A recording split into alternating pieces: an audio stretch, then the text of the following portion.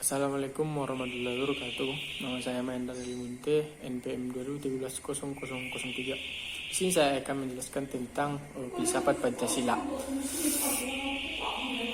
Sebagai dasar dan pandangan hidup bangsa Indonesia, Pancasila kembali diuji ketahanannya dalam era reformasi sekarang. Merekahnya matahari bulan Juni 1945, 67 tahun yang lalu, disambut dengan lahirnya sebuah peristiwa yang sangat bersejarah bagi bangsa Indonesia, yaitu lahirnya Pancasila sebagai filsafat negara. Tentu Pancasila ada yang merumuskannya.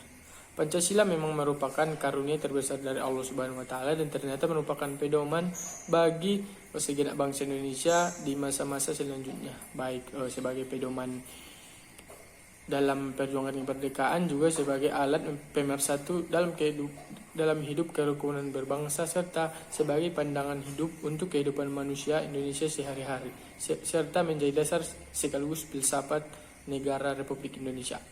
Pancasila telah ada dalam segala bentuk kehidupan rakyat Indonesia. Pancasila lahir 1 Juni 1945, ditetapkan pada 18 Agustus 1945 bersama-sama dengan Undang-Undang Dasar 1945. Bunyi dan ucapan Pancasila yang benar berdasarkan Impres nomor 12 tahun 1968 adalah: 1. Ketuhanan yang Maha Esa, 2. Kemanusiaan yang adil dan beradab, 3. Persatuan Indonesia, 4. Kerakyatan yang dipimpin oleh hikmat kebijaksanaan dalam permusyawaratan dan perwakilan, serta 5. Keadilan sosial bagi seluruh rakyat Indonesia.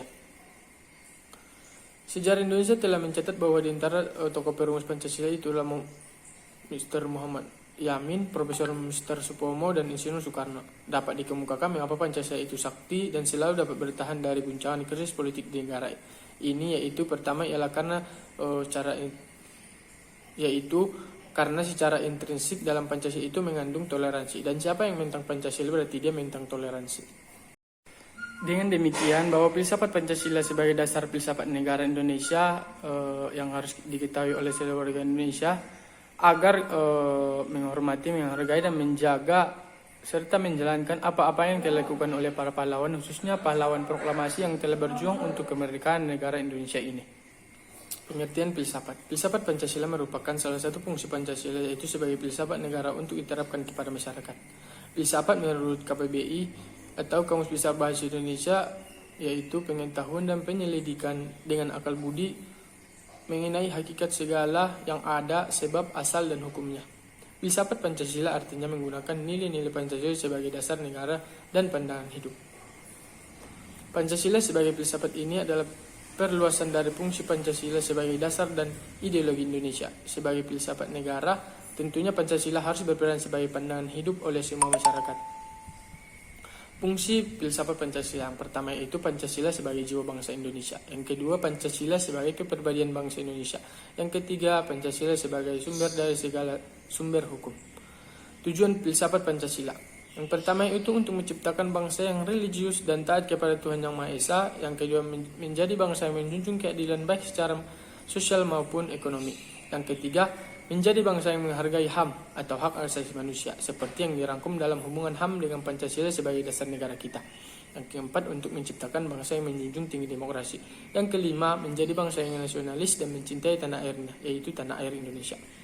Landasan filsafat Pancasila. Landasan ontologis Pancasila. Secara ontologis, penyelidikan Pancasila sebagai filsafat dimaksudkan sebagai upaya untuk mengetahui hakikat dasar dari sila-sila Pancasila.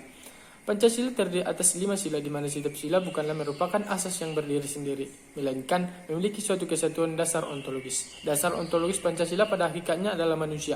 Subjek pendukung pokok dari sila-sila Pancasila adalah manusia. Kemudian yaitu landasan epistemologis Pancasila. Sumber pengetahuan Pancasila adalah nilai-nilai yang ada bangsa Indonesia tersendiri. Sebagai suatu sistem pengetahuan, Pancasila memiliki susunan yang bersifat formal logis, baik dalam susunan Pancasila maupun arti dari setiap sila. Susunan sila bersifat hierarkis piramidal, di mana sila pertama menjiwai 4 sila berikutnya, dan seterusnya. Sesuai sila pertama, epistemologi Pancasila mengakui kebenaran wahyu yang bersifat mutlak sebagai tingkat kebenaran yang paling tinggi. Kebenaran dan pengetahuan manusia merupakan sintesa antara potensi-potensi kejiwaan manusia untuk mendapatkan kebenaran yang lebih tinggi. Dalam sila ketiga, keempat, dan kelima, epistemologi Pancasila mengakui kebenaran konsensus atau manusia sebagai makhluk individu dan makhluk sosial. Kemudian yang ketiga yaitu landasan aksiologi Pancasila. Nilai-nilai dalam Pancasila. Nilai dasarnya yang pertama itu asas yang diterima sebagai adil yang bersifat mutlak, benar, dan tidak perlu dipertentangkan, yaitu nilai ketuhanan, kemanusiaan, kerakyatan, dan keadilan instrumental, yaitu nilai yang berbentuk norma sosial dan norma hukum yang selanjutnya akan terkristalisasi dalam peraturan dan mekanisme lembaga-lembaga negara, nilai praktis. Secara aksiologis, bangsa Indonesia merupakan pendukung nilai-nilai Indonesia, yaitu bangsa yang berketuhanan, berkemanusiaan, berpersatuan, berkerakyatan, dan berkeadilan sosial. Pengakuan, penerimaan, dan penghargaan atas nilai-nilai Pancasila akan nampak dalam sikap, tingkah laku, dan perbuatan bangsa Indonesia, sehingga mencerminkan sifat khas sebagai manusia Indonesia. Kemudian implikasinya dalam pendidikan.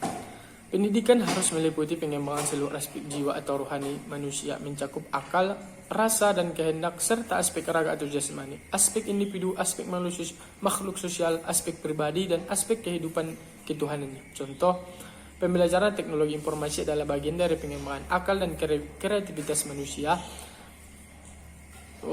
Pembelajaran ilmu pengetahuan sosial merupakan upaya penguasaan kompetensi terkait dengan aspek manusia sebagai makhluk sosial.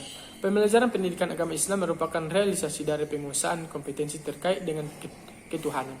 Pengembangan seluruh aspek manusia harus dilandaskan dengan nilai-nilai yang terkandung dalam sila-sila Pancasila sebagai suatu sistem. Contohnya, pengembangan ilmu pengetahuan dan teknologi dalam pendidikan merupakan adalah dalam rangka mengelola kekayaan alam yang disediakan Tuhan Yang Maha Esa, atau sila pertama, tujuan esensialnya yaitu untuk kesejahteraan umat manusia. Pengembangan iptek haruslah hasil budaya manusia yang beradab dan bermoral, atau sila kedua. Pengembangan iptek sejak dini diarahkan dapat mengembangkan rasa nasionalisme, atau sila ketiga. Siswa sebagai ilmuwan perlu diberikan kebebasan mengembangkan iptek sekaligus menghargai kebebasan orang lain, atau sila keempat. Pengembangan iptek harus menjaga keseimbangan kehidupan diri sendiri dengan orang lain, dirinya dan Tuhannya, dirinya dengan masyarakat dan alam sekitar, atau sila kelima. Mungkin cukup sekian yang dapat saya sampaikan. Kurang dan janggalnya saya mohon maaf. Assalamualaikum warahmatullahi wabarakatuh.